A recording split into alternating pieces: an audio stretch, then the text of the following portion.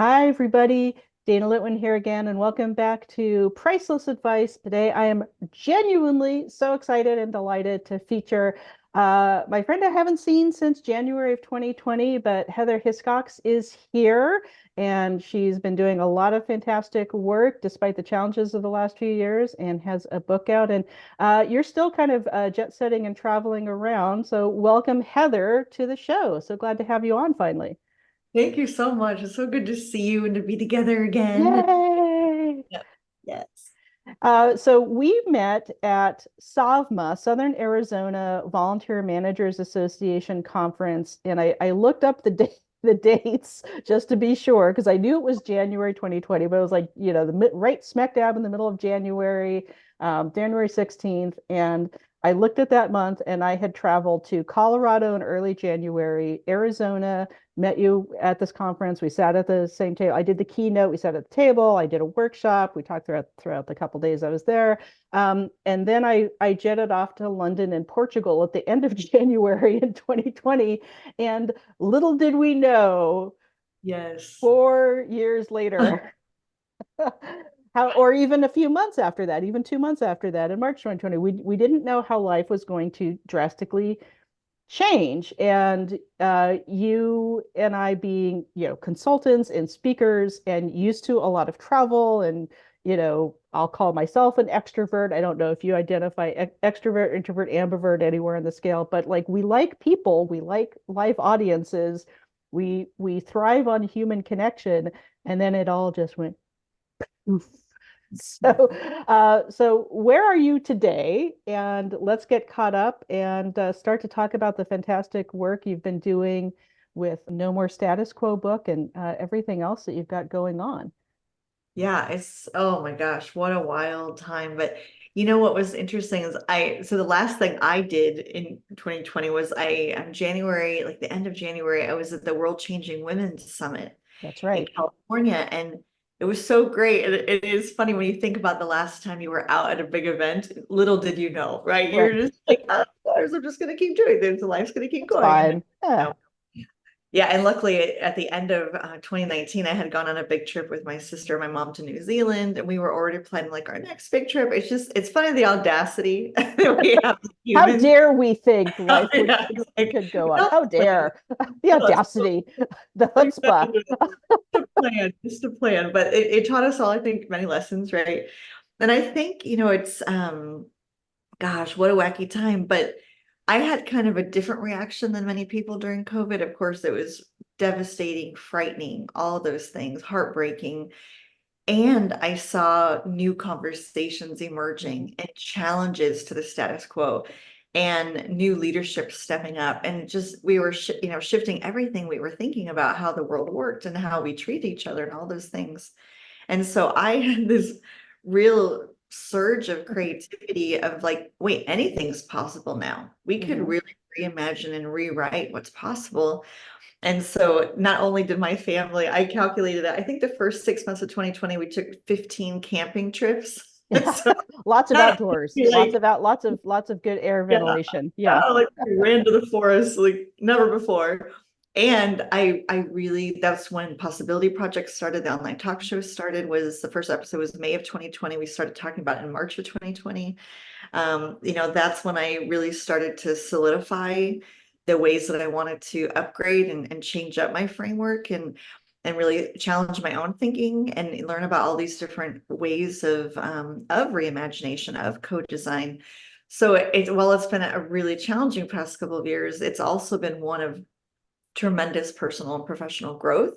So it's like that crucible that we have all been in. I feel like I'm really emerging from that cocoon over the last year, and especially over the last couple of months, stepping into what's possible. Yeah. And I love that idea of the possibility project. And we were talking about this. These were just kernels of ideas in your mind. And at SAVMA, I was doing really the first recordings of Tuesday Tips. And actually, Tuesday Tips was originally kind of my one of my original ideas, and it's of course evolved since then, was to feature other people, day-to-day leaders of volunteers, volunteer engagement practitioners, VEPs and VIPs. So I recorded some folks at that conference, just kind of giving their tips, and that was and I recorded in UK and Portugal and other areas in Denver. But now it's evolved to it's a, kind of more being guest interviews like this, and just out of necessity, myself doing most of the weekly Tuesday tips. But you and I kind of had these ideas of having shows going online. I mean, a lot of people have been podcasting for a long time, but really, I was really one of the first individual practitioners, not a big company like Points of Light or Volunteer Match, to start a YouTube channel. And then you kind of did a parallel thing because our worlds overlap in volunteer engagement, community engagement, and you have slightly different focus areas than I have. But I just find it very fascinating that we each kind of helped each other with these sparks of ideas at that delightful local conference in January of 2020.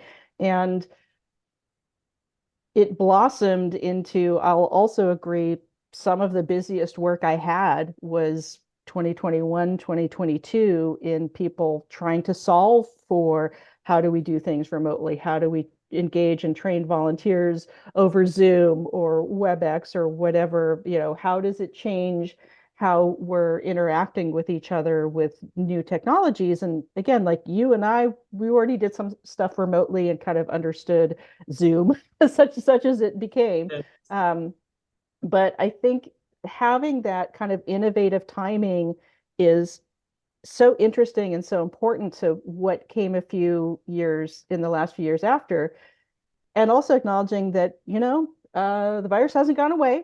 We've got a couple of better tools to deal with it. People, we can get vaccinated, we can mask. Not enough people are doing either of those things, but it's still very intensely impacting our lives. Well-funded political pressures to not do that for certain people's own ends and nefarious goals, business-wise and politically. But how is it to kind of eternally be optimistic and no more status quo and kind of continuing to uh, put this positive paradigm shift energy into the world when we're seeing an area where people are being encouraged to be their worst selves?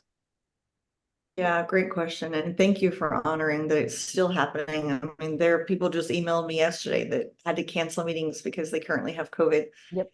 Absolutely still out there, and absolutely we can do things to take care of ourselves and care for others. Yeah, it's the thing that I've noticed more and more and more, and it pops up in almost every episode of Possibility Project and so much of my own life and work are two things. The idea that it's difficult to hold the tension of, how do I live with and within the sector, the structural systems, when I also want to tear it apart. Right. I get that feeling too. Yeah. Yeah, it's like Girl, same. Yeah. have that, right? It's like I have to show up. I have to do the work because I deeply care about the mission. I deeply care about humanity. I deeply care about my colleagues because like they're my people. And I want to burn it to the ground because it's harming people. Right. And it's severely misdesigned and has all these wacky elements to it that we're not talking about. So I meet more and more people that are just like me, that are just like, how do I do that? How do I live in those spaces? How do I feel less alone? Mhm. How do I have the language to say to those power holders, this makes no sense? And we're not actually doing our best work. And with that, even though I present them as a binary, to also recognize the fluidity Mhm. of where we are and that we're on these massive, ever-changing, multidimensional spectrums that are going to continue to shift and change. And so that's where like the power of, I won't even say self-care, but just self-compassion, empathy, connection, love, like all those pieces that are really what fill us and that do, I think, really protect us and keep us together, putting those at the forefront, knowing that this is hard. Yeah. Life is hard, work is hard, so much going on. Four truths can be true at the same time. Like all the things that we have to grow up into as adults and larger beings is hard, but Yeah. we're not alone. We're not alone. And other people are frustrated, other people are hopeful. And so that's why in Possibility Project, I always have the same two questions of what's a dysfunction connected to the topic that we want to disappear. And we get to go full rant, soapbox, negative. And I kind of say like, wah. And what's emerging that gives us hope? Like, what are we seeing, feeling, researching, noticing, dreaming of that we can all look to take new action or just go into exploration mode where you feel like, yeah, the world's not burning down. So it's interesting to hold those tensions and to be in community with people that do it also. I think that community care aspect is so important to keep at the center, both to keep hope without delusion is a difficult balance as well, because we're seeing the rise of, again, very well funded and purposeful misinformation, disinformation. Um, I just did a webinar on AI for nonprofits, how to have ethical, human-centered, accurate results. And that's increasingly difficult because of what AI selling companies are doing. It's kind of screwing up the ethics and not focusing on that aspect of community care and community good versus harm, or just let's just make money as quickly as possible. And I appreciate that you consistently have a show that acknowledges those uncomfortable truths or inconvenient truths and holds that tension. And having come from a background myself in conservation, which in our current climate change and models, like it's really hard to be hopeful in that sector. It's hard to be hopeful in a lot of sectors, but particularly one where you can see real physical damage occurring with more extreme weather events and extreme turbulence, just trying to fly airplanes like we used to. And uh, it's important to, I think, hold that kernel of empowerment, and we can still make change. We can still influence other people in a positive way. We can still have mutual aid and community care and outreach to those who are being increasingly harmed by legislative decisions and specific communities targeted. Um, in writing your book, No More Status Quo, how would you sum up that book or that message? Because you're on a book tour right now. You're on the road. Yeah, You're doing a book tour. So what did it mean to kind of write that book during COVID times and now be out promoting it, and again staying as safe as possible, but needing to be in the work and be in the world and be around people and help shift the status quo at the same time? yeah. You know, how I think about the book is it's really a guide for frustrated change makers. Mhm. It's the book that I wish I had, is I'm sort of writing to myself more than a decade plus ago to say you're not alone. I would say like the first 30% of the book is about like it is messed up. You're not imagining things. You are totally correct. And here's why I think we got this way. And then the rest of the book is what do we do about it? So it's acknowledging those tensions and it's action. Like what can you do? And then I love stories. I mean, I'm a story collector. All of us, right? That's how we connect since the beginning of time. I infuse the book full of stories of the not so good moments that people can say, oh my gosh, like, oh, to illustrate how bad it's gotten in some cases and to illustrate what's possible and what it looks like in real life, because it can feel really overwhelming and intimidating to make those changes, right? To really step out and challenge the status quo and to be that voice. And I've been wanting to write it for a very long time. And I felt like it was just living like under the surface of my skin. Mhm. Popping out trying every trying to get out, like, ha ha ha ha ha. yeah, I'm you gonna wake be up real someday. Yeah. totally. You wake up in the morning, it's like the first thing you think about, you write it on a piece of paper and you're like, oh, Mhm. that would be a cool thing. And that's good. So it was just right there. And I really followed my own framework to understand like what does it mean to publish a book, because I've never done that before. I don't know anyone really close to me who's ever done it. So I really just started learning from people. I started doing these empathy interviews to understand what were people's experiences, what worked for them, what didn't work for them, what were all the ways to publish a book, because there are many different ways these days. And so I just started learning and learning and learning. And then a friend of mine introduced me to Page Two, which is a woman-owned publishing company out of Vancouver. Amazing. I sent the first 30 pages. That's all I had. It was probably like a step above stream of consciousness. Like I think I had some sentence formations in there, but that's all I sent to Jessie Finkelstein, one of the co-founders. And she's after a couple of days, so yeah, we're gonna do this. And I had no outline. I had no book proposal, all the things that we're told we have to do. I just really went with my gut and I went with a hybrid model. And I had an amazing experience with their entire team. So what it looked like to actually write a book is I walked around my office pacing, just voice dictating into my phone and then putting that into like a Google Doc. And I wrote the entire book in 3 weeks. Ooh, Just yeah, pour it out of you. it was ready to go editing phase, which did not take 3 weeks. That is an egregious process with beautiful humans that know where all the commas go and all the semicolons and quotations and periods, like they're magicians.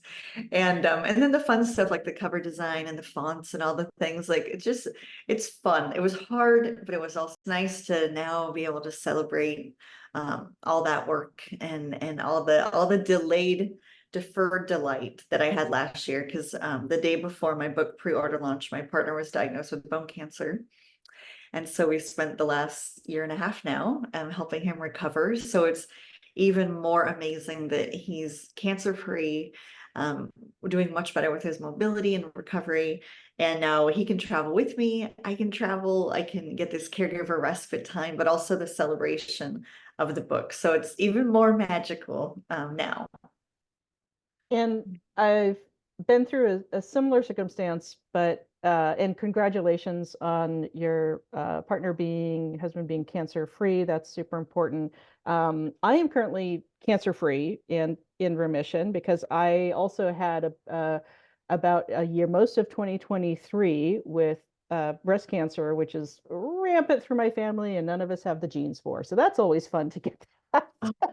When you're a freelancer like you and I are, and my wife, thank goodness, has like a steady, well-paying job. But it was when you and I talked about this in kind of our friendship private conversations, just touching base a little bit here and there, that and Jennifer Barrett also is starting a podcast, and I just interviewed with her of a kind of like women in business doing consultancies or freelancing while they're caregiving. Yes, yeah. And her podcast will come out. This is public knowledge, and she posts about it all the time. So I'm not, speaking out of turn. Yeah, I was on there too. Yeah, She worked with you yeah, too. yeah, exactly. Yeah, and so, but my poor wife she was on the other end of that, of full working full time and taking care of me. We were each also in the process of taking care of our elderly parents, and in this because we're Gen X and the silent generation. So there was a lot of 2022 and 2023 in addition to COVID and economic upheaval and world general events upheaval.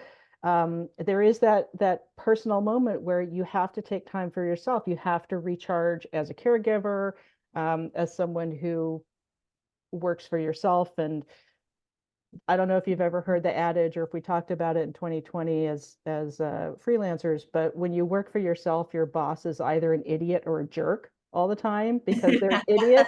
If you give yourself too much time off, you're an idiot. And if you don't give yourself enough time off to rest and recuperate and try to work 7 days a week, 10 or 12 hours a day, then you're a jerk. Then you're a bad boss to yourself. So funny. That's so funny. But Yeah. again, it's important to not gloss over that bad things happen. Bad things are continuing to happen to us, and a lot of other people are in really challenging, precarious, overwhelming, emotionally, physically overwhelming situations. And yet a book poured out of you in 3 weeks. Yeah. Yeah. And yet there are these moments of creativity and inspiration and beauty that you can look to. What were some of the ways that you were able to keep that caretaking for self and family balance with like got to post on social media, got to make some videos, got to record a podcast, got to get that newsletter out. Yeah, oh, so hard. So hard. And the gift of the cancer, the gift of the caregiving was that it really I was given like a not a little hand mirror, but like a full-length mirror to look into to really challenge some of my beliefs around my productivity is my Mm-hmm. value, what I create is my identity, who likes my posts makes this meaningful. Oh my gosh, I couldn't do any of that stuff. And I didn't care. I didn't give a crap about LinkedIn. Like, are you kidding me? Who cares? Right? We were going to the oncologist for chemo. Like, what? Mm-hmm. Get your priorities definitely right in order. And similar to you, I take care of my mom who lives 3 streets away, who has Alzheimer's. I have a 14 and 17-year-old at home. And then when John got diagnosed, I had literally just said to him, like a couple months prior in late 2022, like, I'm really tired of caregiving. I took care of my grandmother when Yeah. I was 18. I took care Mm-hmm. of my dad off and on, like with my mom for 10 years before he passed away. And I just was, I can take care of the kids. I kind of put that as mothering in like a different category because it feels different. But I was like, I'm done with caregiving. And then sure enough, the universe is like, whatever my current client work, that's always number one. That's the most Mm-hmm. important thing above, posting and all the different things, like being really, in my values, in my integrity of delivering what I promise.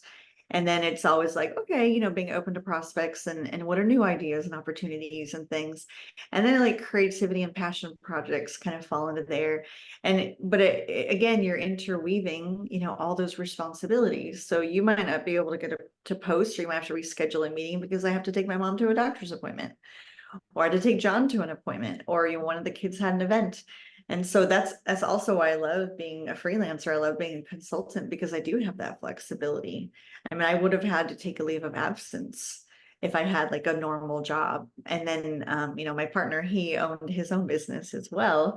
And so it's tricky having two self-employed folks. So we've had to figure out how to make that work, but we've done it, but it's hard. Yeah.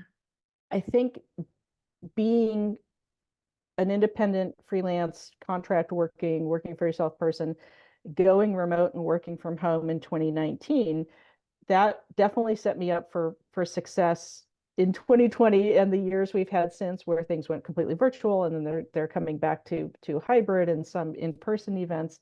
And are you seeing, if you're taking some COVID cautions, or being careful about exposure for yourself, and particularly for John a few years ago, what kind of response are you getting from folks who aren't masking for whatever reason? Or like, have you run into any pushback or hostilities with taking care of yourself around the last few years and still needing to travel and work and see people? Yeah, I did not travel during COVID. I was not working. I was working all virtual with my Mm-hmm. clients. I was not doing my normal on-site, so that was nice. I didn't have to worry about that. But I remember I did when John was in chemo. I mean, I had to still work, and I had to make some money, and I was hired to facilitate an event. And I did the event wearing a mask because it Mm-hmm. wasn't a large room, but there were about 35 people there, Mm-hmm. and I had Well, a smart. microphone, and so Yeah. I spoke through the mask into the microphone, and I already have a pretty little voice. And I just remember, and some people complained on the surveys, like it was hard to hear her, but I did the best I could. I mean, we turned that speaker up to 11. Mm-hmm. I got it right This one there. goes up to 11. Yeah. Yeah, This I product was episode. not willing to take off the mask. Like I Good. was not going to do it because that would have been foolish. Yeah. And yeah, we really did have to be very mindful of, we didn't go out to restaurants. Mm-hmm. Friends would want to just come over, and they had just gotten back from traveling themselves on multiple airplanes. And we're like, yeah, we love you, but no, Yeah. no. Like we'll see you in maybe 10 days, Mm-hmm. 2 weeks after we know Yeah. that you're See how you going. see how you're feeling. Take a couple little nasal swab tests and uh, and see how people react. We're novids. We've been privileged enough to be able to take measures to work carefully. Fortunately, my wife's company she works for like took it very seriously, handed out mass to people still, being good and smart about just very basic cautions, pretty easy to do. And it's been interesting because I did my first in-person speaking event in San Diego in March of 2024 that I had done since these January and February travel events in 2020. And I was usually the only one masking. I was the only one masking during my presentation, and I was really pleasantly surprised that nobody gave me any problems, pushbacks, a couple of looks, no glares, no, and it could be, there's a lot of there's a, maybe more awareness in coastal California cities and better like community care around this stuff. But I was just really pleasantly surprised that it's like, okay, I wish that more people were masking just for the general risk for everybody else and having that awareness. But I'm always grateful when people can not be jerks about it and understand that, yeah, it hasn't gone away. We all still need to be careful. We're in different situations. We're in the same storm in very different boats. And I think that extension of the idea of community care is still extremely important to hold for each other, in however we're working together, not just around COVID, but just kind of understanding that it's been several years of multiple collective crises, societal crises and traumas, and to stay with empathy and with compassion for each other, mixed with good boundaries and smart boundaries of taking care of ourselves, or not giving time to people who will, only respond with hostility to basic safety measures. And I Yeah. think your book's an important part of that, of holding that tension and that balance. And like you said earlier, multiple truths are happening at the same time. We aren't in binary thinking about the world. And I had a conversation with a friend of mine who does work in AI design, talking about the show The Good Place, where it's the good place effect, where we're in complex systems, we're in a complex world. We can't always control how we participate in these greater systems of harm. We can't control, what inherent traits we're born with, but we can control how we treat each other. We can control how we show up in the world and what behaviors we have and model, and what multiple truths and facts that we can hold at the same time that do cause tension, and just be able to acknowledge, like, yeah, a lot of messed up things are happening, and without ignoring those, we can still help each other and we can still create change. Yeah, I mean, I just gave a keynote last week, and I was talking, or a week, 2 weeks ago, about radical empathy and Yes. radical experimentation. And I included radical. I was inspired by the work of Victor Odoawa. Mhm. And he talks about the definition of the word radical in the dictionary. And how we think about it beyond the dictionary is that it's, people that have these outside or outlying ideas, and there's these extreme forms of troublemaking, and like, push them away. They're radicals, push them away. But if you look at the definition of radical is to get to the core, to get to the Right. root of something. Right. And I love that. And I love to think about that in my work. Like, yes, please be radical. And what I learned about teaching empathy over many, many years is that I couldn't get people to really be prepared to actively listen and really integrate people's stories and truths without them learning about their own identities. Mhm. I needed them to do the wheel of positionality, Dr. Leslie Ann Noel's wheel of positionality, to identify, where did I grow up? Where do I live now? How do I identify all these different intersectional layers? And so people needed to understand that. And I noticed when I would talk to college students, when I would guest lecture about empathy, I had them read 3 pages of Phil Duvall's book, Moving Up and Again by a World, about how the middle class in the United States was created. And they get to read only 3 pages about the extensive policymaking, Right. pre Jim Crow era, post Jim Crow, everything that enabled them to be sitting in that chair, which is an absolute, I think it's like 8% of population gets to education, Right. to really have them understand their positionality. And then I've infused a lot more content around bias.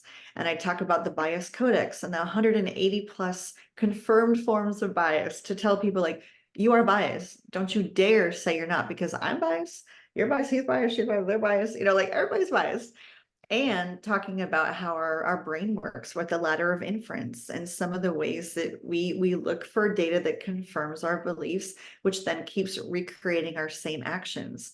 And I found that all of those were essential steps, along with active listening skills, for people to really show up empathetically, and then having to reinforce for them that when they make a misstep, that's when self-empathy needs to pop in. When they feel ashamed, they feel guilty about somehow they mistreated someone, they feel ill-equipped to apologize with grace and the completeness that we need to really infuse in our apologies. They weren't ready for that. And so that's one thing that I've really been working on in my work, is just supporting people's humanity. It's hard. Like, we're all trying to figure this out, and how to be together in community, and how to work on teams and work in organizations and work in community and work inside our own jumbled selves. Like, it's all beautiful and imperfect. So let's just spend some time with that. And then let's get ready to learn with other people.